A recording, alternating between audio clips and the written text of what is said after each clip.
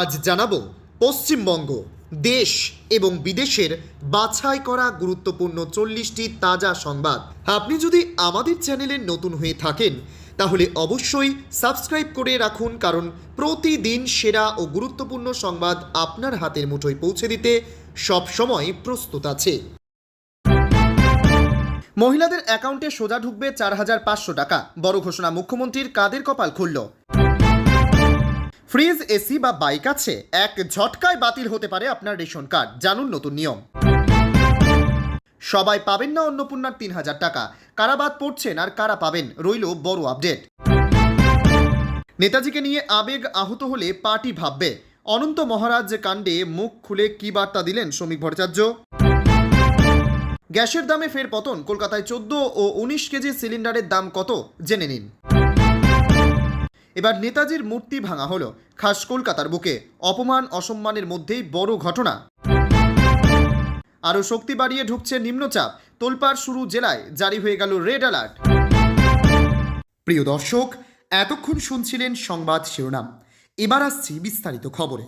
ভিডিওটি ভালো লাগলে লাইক করুন এবং আমাদের ইউটিউব চ্যানেলটি সাবস্ক্রাইব করে আমাদের সঙ্গে থাকুন। মহিলাদের অ্যাকাউন্টে সোজা ঢুকবে 4,500 টাকা, বড় ঘোষণা মুখ্যমন্ত্রীর। কাদের কপাল খুলল? রাজ্যের মহিলাদের আর্থিক স্বাবলম্বী করে তুলতে অন্নপূর্ণা যোজনা নিয়ে নতুন করে জল্পনা ও উন্মাদনা শুরু হয়েছে। এই প্রকল্পের মাধ্যমে যোগ্য মহিলাদের প্রতি মাসে 3,000 টাকা করে আর্থিক সহায়তা দেওয়া হচ্ছে। তবে এর পাশাপাশি অন্য একটি ভাতার সঙ্গে যুক্ত হয়ে নির্দিষ্ট শ্রেণীর মহিলারা এবার থেকে মাসে মোট 4,500 টাকা পর্যন্ত হাতে পেতে পারেন। প্রশাসনের ঘোষণা অনুযায়ী অন্নপূর্ণা যোজনার 3,000 টাকার সঙ্গে অন্য ভাতার মেলবন্ধন কিভাবে কাজ করবে তা পরিষ্কার করা হয়েছে।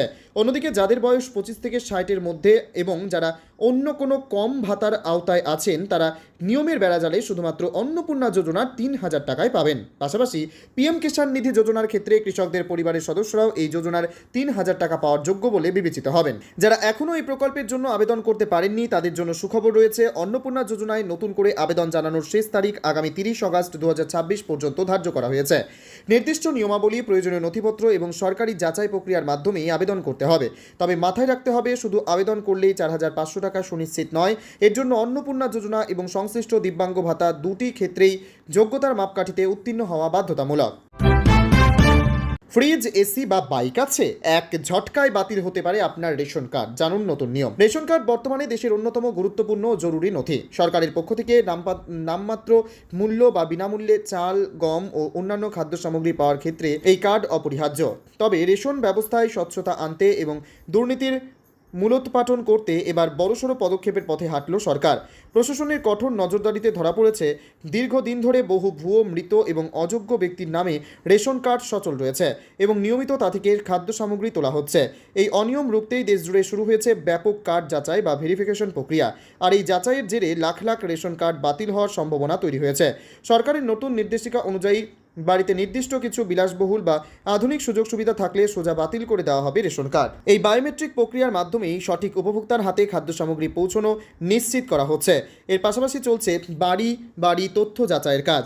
শহরের বাসিন্দাদের ক্ষেত্রে অর্থনৈতিক সচ্ছলতা মাপকাঠি বিবেচনা করে রেশন কার্ড বাতিলের বেশ কিছু সুনির্দিষ্ট কারণ নির্ধারণ করা হয়েছে। আপনার বাড়িতেও যদি এ ধরনের সুযোগ সুবিধা বা জিনিসপত্র থেকে থাকে তবে দ্রুত সরকারি নির্দেশিকা খতিয়ে দেখুন এবং আপনার রেশন কার্ডের স্ট্যাটাস যাচাই করে নিন। সবাই পাবেন না অন্নপূর্ণার 3,000 টাকা, কারা বাদ পড়ছেন আর কারা পাবেন, রইল বড় আপডেট। অগাস্ট মাস পেরিয়ে গেলেও এখনও অনেক উপভোক্তার অ্যাকাউন্টে ঢোকেনি অন্নপূর্ণা যোজনার টাকা। বর্তমানে রাজ্য জুড়ে চলছে আবেদনপত্র ঝাড়াই ও বাছাইয়ের কাজ। এই পরিস্থিতির মাঝেই চলতি মাসে ঠিক কবে টাকা ঢুকবে এবং কোন কোন শর্ত পূরণ করলে মহিলারা প্রতি মাসে 3,000 টাকা পাবেন সে বিষয়ে বুধবার রাতে অত্যন্ত গুরুত্বপূর্ণ ঘোষণা করলেন মুখ্যমন্ত্রী শুভেন্দু অধিকারী।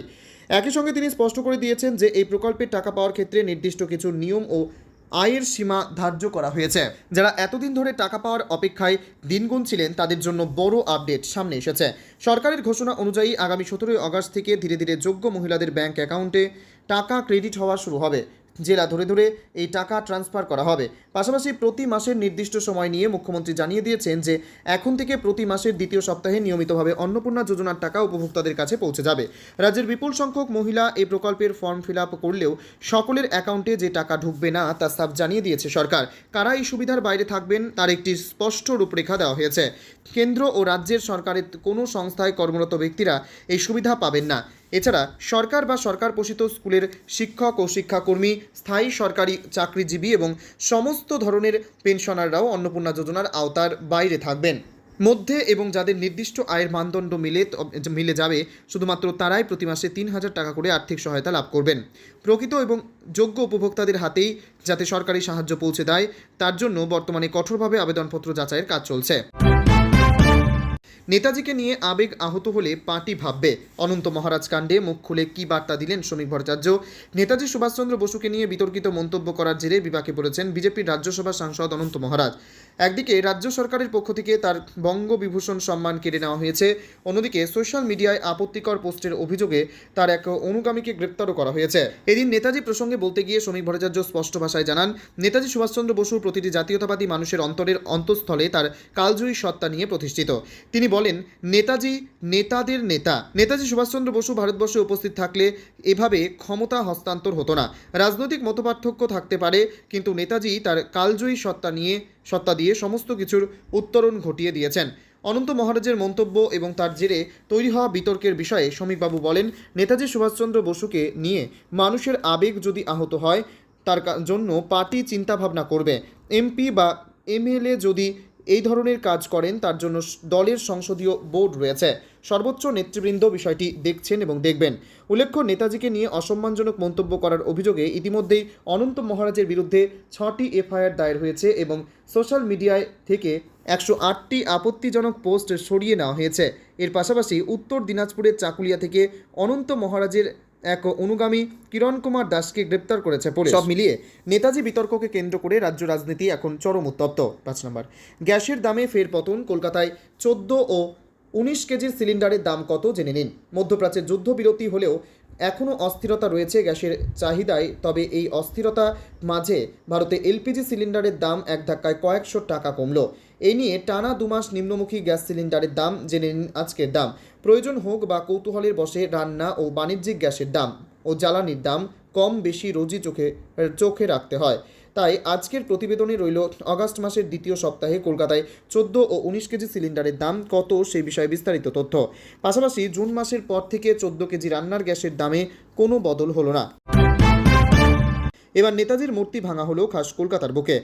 অপমান অসম্মানের মধ্যেই বড় ঘটনা। নেতাজি সুভাষচন্দ্র বসুকে নিয়ে অপমানজনক এবং কুরুচিকর মন্তব্য, সেই নিয়ে টানাপোড়েনের মধ্যেই এবার খাস কলকাতার বুকে নেতাজি মূর্তি ভাঙা হলো। নিউ আলিপুরে নেতাজির একটি মূর্তি ভেঙে দেওয়া হয়েছে। মূর্তিটির ডান হাতটি ভেঙে দেওয়া হয়েছে। বিষয়টি সামনে আসতেই উত্তেজনা ছড়িয়েছে। দুষ্কৃতীরা এই ঘটনায় ঘটিয়েছে বলে দাবি বিজেপির। নেতাজিকে নিয়ে প্রকাশ্যে অপমানজনক মন্তব্য করা হচ্ছে বেশ কিছুদিন ধরেই। সোশ্যাল মিডিয়াতেও কুরুচিকর পোস্ট করা হচ্ছে লাগাতার। সেই তালিকায় নাম রয়েছে বিজেপি সাংসদ অনন্ত মহারাজ তথা নগেন্দ্র রায়েরও। গতকালই সেই নিয়ে কড়া বার্তা দেন মুখ্যমন্ত্রী শুভেন্দু অধিকারী। পশ্চিমবঙ্গের মাটিতে এইসব চলবে না বলেও জানিয়ে দেন, পুলিশকে গ্রেপ্তারের নির্দেশ দেন তিনি। ঘটনাস্থলে উপস্থিত এক বিজেপি কর্মী বলেন, এটা তৃণমূলের দুষ্কৃতি ছাড়া হতে পারে না। কাল মুখ্যমন্ত্রী বলেছেন, নেতাজির সম্পর্কে কটূক্তি করা যাবে না, তার বদলা নিতেই এই ঘটনা ঘটানো হয়েছে। সে নিয়ে বিতর্কের জেরে তার বঙ্গবিভূষণ সম্মান কেড়ে নেওয়া হয়েছে আজই। যদিও নিজের অবস্থানে অনড় অনন্ত মহারাজ। তদানীন্তন কংগ্রেস সরকার এবং জওহরলাল নেহেরুকে দোষারোপ করেছে তিনি। আরও শক্তি বাড়িয়ে ঢুকছে নিম্নচাপ, তোলপাড় শুরু জেলায়। জারি হয়ে গেল রেড অ্যালার্ট। বৃহস্পতিবার প্রবল বৃষ্টিতে ভাসতে চলেছে দক্ষিণবঙ্গ। জারি হলো লাল সতর্কতা। পাশাপাশি উপকূলের জেলা ও পশ্চিমের জেলাগুলিতে কমলা সতর্কতা জারি হয়েছে। আগামী শনিবার পর্যন্ত এমন হলুদ সতর্কতা থাকছে। তারপর গাঙ্গেয় পশ্চিমবঙ্গের ওপর দিয়ে ঝাড়খণ্ডের দিকে এগোবে। বিশেষ করে দক্ষিণবঙ্গের ওপর সেতুর যেহেতু এগোবে, সেই কারণে প্রবল বৃষ্টির সতর্কতা থাকছে। অপরদিকে মৌসুমি অক্ষরেখা বিকানের হয়ে কলকাতা পর্যন্ত বিস্তৃত। সেই কারণেই বৃষ্টির পরিমাণ ক্রমেই বাড়ছে। সেই কারণে আগামী 16 আগস্ট শনিবার পর্যন্ত মৎস্যজীবীদের সমুদ্রে যেতে নিষেধাজ্ঞা জারি করেছে আলিপুর। এর পাশাপাশি অতি ভারী বৃষ্টির কমলা সতর্কতা জারি রয়েছে উপকূলের পশ্চিমের আরও বেশ কিছু জেলায়। পুরুলিয়া, পূর্ব মেদিনীপুর, ঝাড়গ্রাম, পূর্ব ও পশ্চিম বর্ধমান এবং হুগলিতে ভারী বৃষ্টির কমলা সতর্কতা থাকছে।